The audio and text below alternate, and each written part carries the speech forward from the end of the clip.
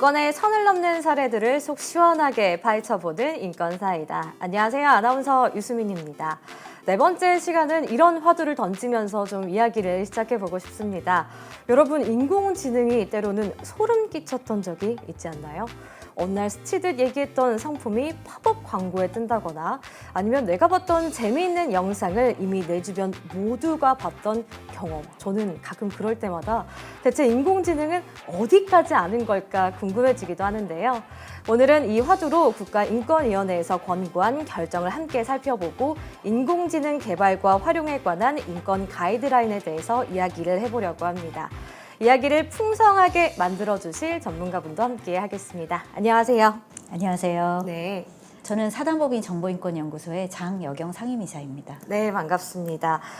앞서 말씀드린 것처럼 오늘 인권사이다에서는 인공지능 개발과 활용에 관한 국가인권위원회 결정례를 소개를 할 거고요. 또 본격적인 내용에 들어가기 앞서서 좀 인공지능, AI가 어떤 건지 설명을 해주실까요? 네, 인공지능은 말 그대로 인간의 지능을 인공적으로 구현한 것입니다. 영어로는 Artificial Intelligence라고 부르고 줄여서 AI라고도 부릅니다. 인간의 지능만이 할 수 있다고 생각했던 어떤 창작의 영역이라든지 어떤 의사결정을 하기 위한 평가나 판단까지 할 수 있다는 것이죠. 그래서 지금 우리의 실생활이나 아니면은 경제 생활에서 인공지능이 굉장히 큰 혁신을 지금 불러오고 있는 상황입니다. 편리할 것만 같은 이 첨단 기술, 인공지능에 좀 인권의 선을 넘는 부분들이 있는 것 같다는 좀 생각을 또 해본 적이 있거든요. 좀 이런 부분이 인권 문제 침해가 될 수 있겠다, 그런 사례들이 있다면 좀 경험하신 것들 설명을 해주실까요? 한 가지는 인공지능 채용입니다.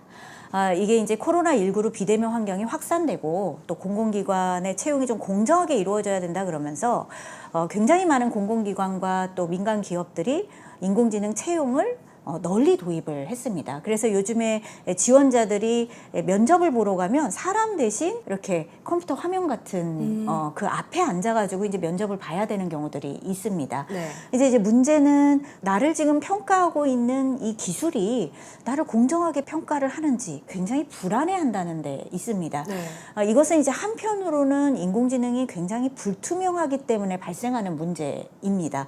이 불투명성은 지원자에게만 불투명한 게 아니라 심지어 그 인공지능 채용을 도입한 회사나 공공기관 입장에서도 요 지원자가 B등급이다. 그러면 왜 B등급으로 요 인공지능이 평가했는지 잘 모르는 경우도 있습니다. 다른 하나는 이렇게 불투명한데 요 인공지능 기술이 개발되는 과정에서 우리 사회의 편견을 학습할 수가 있습니다.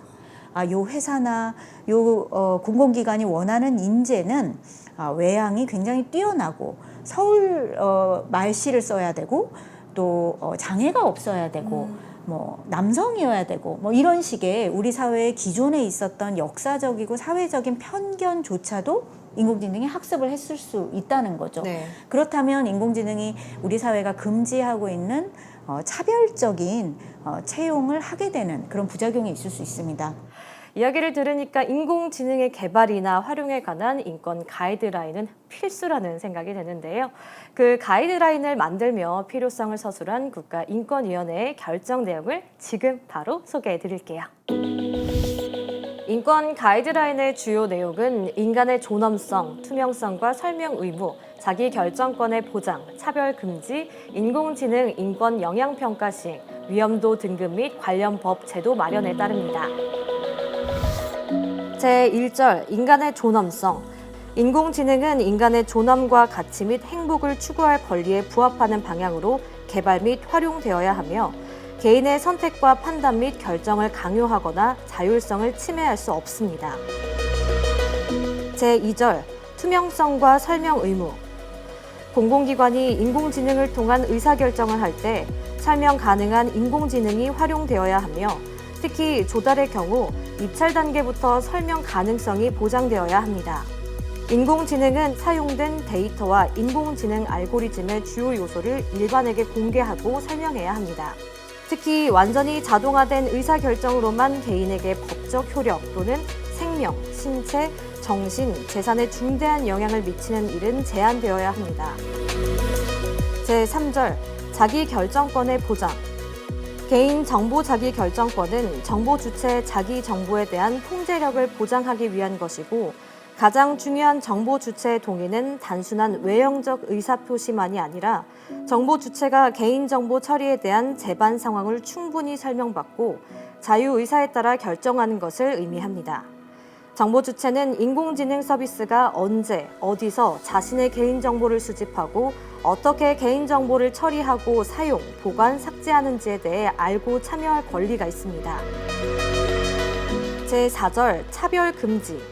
성별, 종교, 장애, 나이, 출신 지역, 신체 조건, 피부색, 성적 지향, 사회적 신분 등 개인과 집단의 특성에 따라 편향적이고 차별적인 결과가 나오지 않아야 합니다. 인공지능 개발 전반에 걸쳐 편향이나 차별을 배제해야 하고 차별적인 데이터를 조정하는 등의 조치를 해야 합니다. 차별적 결과나 의도하지 않은 결과에 대해 개선의 조치를 주기적으로 수행해야 합니다. 인공지능에서 인간의 이 존엄성을 제일 먼저 강조한 이유 어떻게 보시나요? 네, 인공지능이 기존에 있었던 정보기술과 다른 점은 사람의 추론이나 판단과 같은 지능적인 부분을 대신한다는 데 있습니다. 네. 그것을 1차적으로는 이 인공지능이 어떤 사람이 해야 할 의사결정을 대신하거나 이 사람의 정체성을 대신하면서 그 사람이 인간으로서 원래 가져왔던 존엄성이나 자율성 영역을 침해할 수 있다는 것이고요. 다른 한편은 기존에 사람이 수행했던 의사결정에 이제 기술이 들어가면서 그 대상이 되는 사람이 기술의 판단에 종속된다는 문제가 있을 수 있습니다. 네네. 이 사람을 입사시켜도 되는지, 이 사람을 이 병원에 입원시켜도 되는지, 기존에는 사람이 해왔으나 네. 앞으로는 인공지능이 대신하게 되면서 그 영향을 받는 사람들의 존엄성이나 자율성도 침해될 수 있는 거죠. 네. 그리고 인공지능이 개발하는 과정은 물론 그 사용되는 과정에서도 투명하게 어떤 부분을 인공지능 개발에 사용을 했고 지금 사용하는 부분에서 인공지능이 어떤 요소를 가지고 있는지에 대해서 공개를 해야 되는 그런 부분이 있습니다. 그 다음에 문제는 인공지능이 어떤 개인정보에 대한 자기결정권을 침해할 수 있다는 건데요. 추론을 하는 과정에서 쓰는 어떤 집합적인 데이터에 여러 사람의 개인정보가 반영이 되고 그 여러 사람의 집합적인 개인정보가 나에 대한 판단에 쓰일 수 있다는 거죠. 어느 학교에 다니는 사람은 대출금을 잘 상환할 것 같아. 어떤 특성에 있는 사람들은 입원시키면 안 될 것 같아.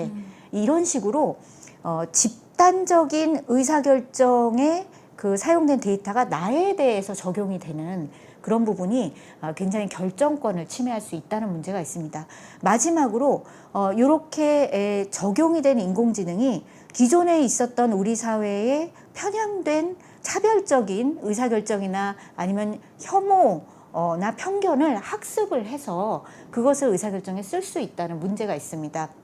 출신 지역이라든지 이 사람의 외모라든지 은밀하게 차별을 수행할 수도 있다는 거죠. 그런 점에서 인권 가이드라인은 꼭 필요했다 이렇게 말씀드릴 수 있겠습니다. 네, 문제점과 나아갈 방향까지 말씀을 해주셨는데요. 인권을 지키기 위한 세부적인 가이드라인으로 평가를 시행한다거나 법 제도를 마련하는 가이드라인도 눈에 띄는데요. 이어서 소개해 드릴게요. 제5절, 인공지능 인권 영향평가 시행. 국가는 인공지능의 개발과 활용에 있어서 인권 침해와 차별의 가능성 및 정도, 영향을 받은 당사자의 수, 사용된 데이터 양 등을 고려하여 인권 영향 평가를 실시해야 합니다. 인공지능의 특성, 상황, 범위 및 목적을 감안하여 인권 가이드라인이 제시한 원칙 및 내용, 국제 인권 기준, 관련 법률에 정한 의무 등이 포함되어야 하며 인권에 미치는 부정적인 영향이나 편향성 및 위험성이 드러난 경우 이를 방지하거나 완화하기 위한 조치사항을 수립하여 적용해야 합니다. 제6절, 위험도 등급 및 관련 법 제도 마련. 국가는 개인의 인권과 안전에 미치는 위험성이 매우 높아 인공지능이 금지되는 영역, 상당한 제한이 필요한 인공지능 고위험 영역, 일정 정도의 제한이 필요한 제한적 위험성을 가진 영역, 위험성이 거의 없는 영역 등 적절하게 인공지능의 위험성 단계를 구분하고 그에 맞는 규제 수준과 인적 개입이 이루어지도록 법과 제도를 마련해야 합니다.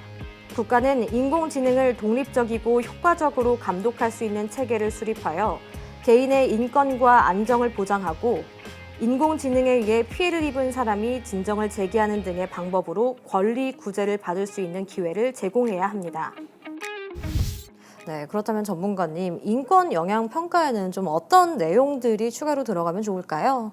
네, 이처럼 인공지능이 인권에 미치는 부정적인 영향들이 있다 보니까요. 네. 요것을 시장에 출시하기 전에, 그러니까 뭔가 사전적으로 그 위험성을 방지할 수 있는 수단에 대한 어떤 모색들이 전 세계적으로 이루어지고 있습니다. 네. 그래서 여러 가지 알고리즘 영향평가와 같은 제도들이 도입이 되고 있는데요. 저는 그 중에서도 인권 영향평가가 굉장히 중요하다고 생각을 합니다. 인권 영향평가가 다른 평가랑 다른 부분은요. 그 영향을 받는 당사자들의 의견을 청취하고 반영을 하기 위해서 노력을 하고요. 네. 또 어떤 평가 과정에서 인권에 미치는 부정적인 영향이 식별이 되면 그 이후에 이것을 완화해야 될 책임까지 이렇게 보장을 하는 것이 인권 영향 평가의 특성입니다. 네. 인권 영향 평가는 또 실시하는 시점이 또 대단히 중요하다고 하겠습니다. 네. 우선적인 원칙은 인권 영향 평가는 인공지능이 출시하고 사용되기 이전에 사전적으로 그 위험을 식별하고 완화할 수 있어야 된다는 점입니다. 네. 그런데 일단 시장에 출시된 다음에 나중에야 인권에 미치는 영향이 드러날 수도 있습니다. 왜냐하면 인공지능은 계속 학습하고 계속 발전하기 때문이죠. 그렇죠. 따라서 시장에 이미 출시된 후에도 그것이 인권에 미치는 영향에 대해서 꾸준히 모니터링을 하고 부정적인 영향을 완화하기 위한 책임을 그 개발하거나 사용하는 회사나 기관이 지도록 하는 법제도가 굉장히 중요하다고 하겠습니다. 이제 막대한 이 정보를 다루는 인공지능을 평가하려면 무척 까다로울 것 같다라는 생각이 좀 들거든요. 그래서 인권 전문성이나 독립성을 확보한 이런 담당하는 기관이 있으면 좋을 것 같다라는 생각이 드는데 좀 어떻게 생각을 하시나요? 네, 인공지능을 평가하는 건 쉬운 일이 아닙니다. 네. 크게 두 가지의 전문성이 필요하다고 얘기를 합니다. 한 가지는 인권에 대한 전문성이 마땅히 있어야 되고요. 다른 한 가지는 인공지능 기술에 대한 기술적인 전문성도 있어야겠죠. 네. 인권에 대한 전문성을 갖추고 다른 한편으로는 그 인권에 대한 전문가가 인공지능 기술에 대한 전문성을 갖추기 위한 사회경제적인 지원도 굉장히 중요합니다. 네. 이것은 그냥은 이루어질 수 없고요. 반드시 법 제도적인 지원이 있어야 하겠습니다. 그리고 이 인공지능이 여러 가지 상업적인 어떤 가능성이나 이런 부분에 주목을 받다 보니까 사람에게 미치는 영향보다는 이것이 갖고 있는 상업적인 가치에 조금 더 쏠린 평가가 이루어질 수가 있습니다. 그래서 평가하는 주체도 이런 정치적이거나 상업적인 이해관계로부터 좀 독립성을 보장하기 위한 그런 제도 마련이 좀 필요하다고 하겠습니다. 네, 국가인권위원회 인공지능 개발과 활용에 관한 인권 가이드라인을 개괄적으로 살펴봤습니다.